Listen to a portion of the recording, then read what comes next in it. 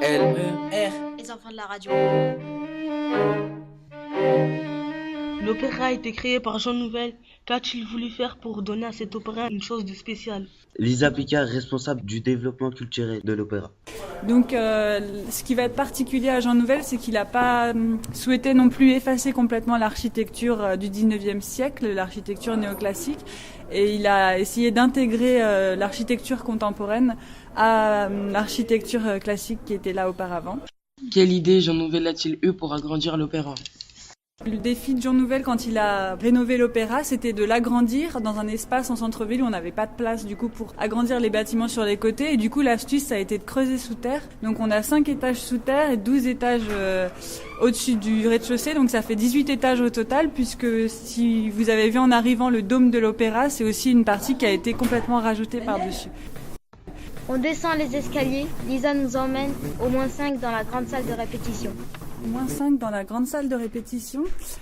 Pour vous donner un peu une idée, quand on prépare un opéra, on commence à s'y prendre 2 ans avant la première représentation.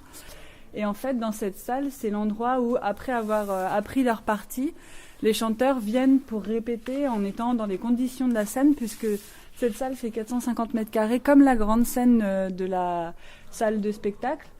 Donc ici, c'est l'endroit où les artistes vont venir pour travailler les déplacements, parce que du coup, si vous savez un peu comment c'est un opéra, c'est vraiment un spectacle qui est monté, mis en scène de façon narrative avec les artistes qui incarnent des personnages et qui vont jouer leurs personnages.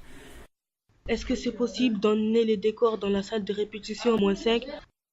On peut installer ici des décors pendant 2 mois avant la présentation, ce qui permet de vraiment répéter comme si on était sur scène.